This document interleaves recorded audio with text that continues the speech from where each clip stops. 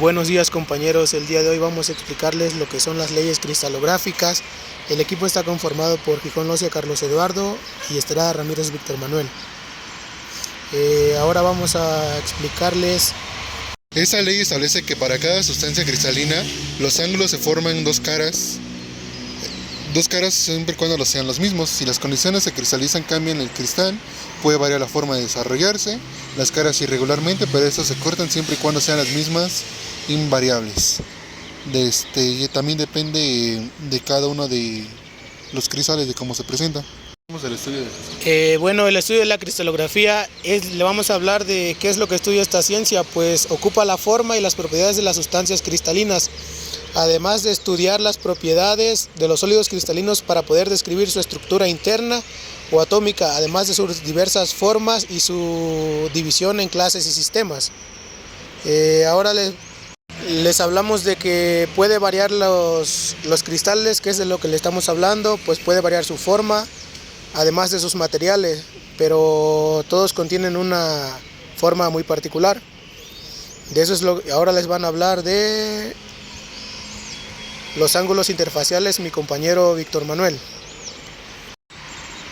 Pues entonces los ángulos interfaciales, más que nada fue anunciada en 1669 por Stenon.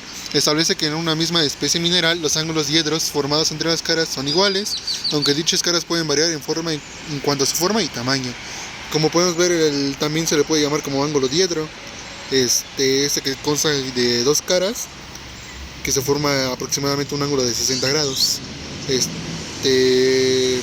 A continuación, también hablaremos del ángulo diedro y sus características de cada una de sus caras que se presentan en ella misma. Va a explicar mi compañero Carlos. Bueno, ahora les vamos a hablar un poco más de lo que es el ángulo diedro, que es cada una de las dos partes del espacio delimitadas por dos semiplanos que parten de una arista común. Es un concepto geométrico ideal y solo es posible representarlo parcialmente como dos paralelogramos con un lado común que simbolizan los dos semiplanos. Como podemos observar, ahí es como se ven más o menos como si se vieran paralelos dos ángulos, que es lo que nos está representando.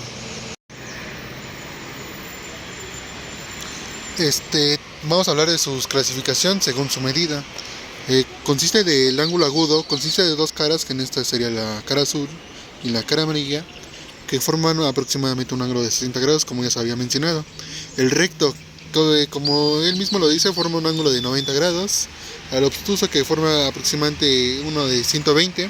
Y el llano, que es prácticamente el llano, que consiste más que nada pues en un ángulo recto. Si lo plasmamos en el plano cartesiano del eje de las X, sería prácticamente lo que conforma los 180 grados.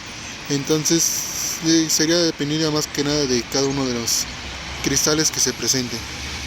Ahora les vamos a explicar cómo se clasifican según su posición.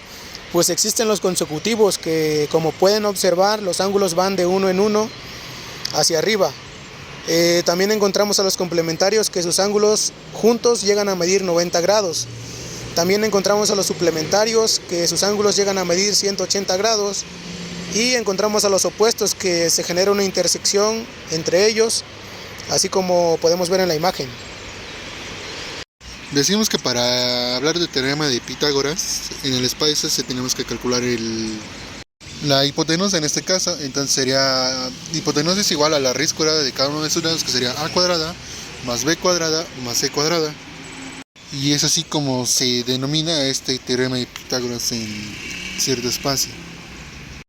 También les vamos a hablar de la racionalidad de los índices, pues esta fue enunciada en 1782 por Auer y estudia la posición que poseen las distintas caras en un cristal, la relación que tome con otra cara llamada fundamental tomada como referencia. Establece que la relación entre los parámetros entre todas las caras existentes o posibles en un cristal sobre un mismo eje dé siempre unos números racionales. Bueno, a continuación les explicaré más que nada pues cómo se caracterizan cómo se representan cada uno de estos cristales, que es el esfenoedro tetragonal, que consiste más que nada como en dos triángulos, o sea, es más básico su formación. El rombonoedro, que es como forma de trapecio, que tiene que ser algo más complejo. y los escalonoedros, que son cristales más complejos en este caso.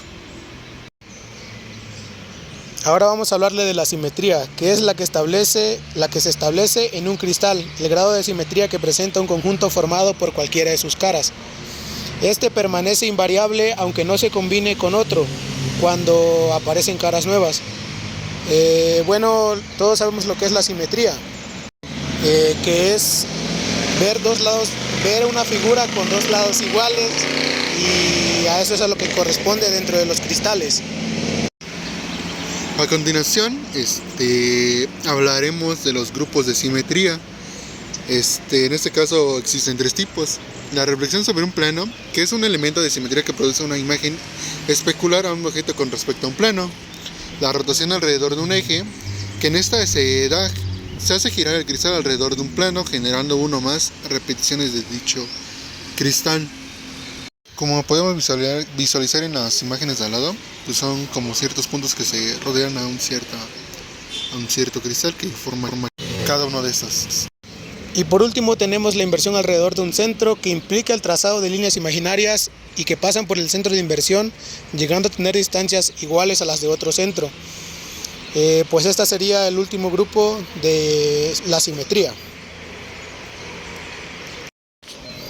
Esto es lo que corresponde a la simetría que se encuentra dentro de los cristales. Bueno, esta fue nuestra exposición sobre las leyes cristalográficas. Esperamos que puedan haber entendido a qué corresponde la ciencia que estudia a los cristales. Gracias. Además de poder conocer el ángulo diedro, que también les hablamos de su clasificación y esperamos que les puedan servir para un futuro. Bueno, espero que les haya gustado y esto será por parte de nosotros y gracias.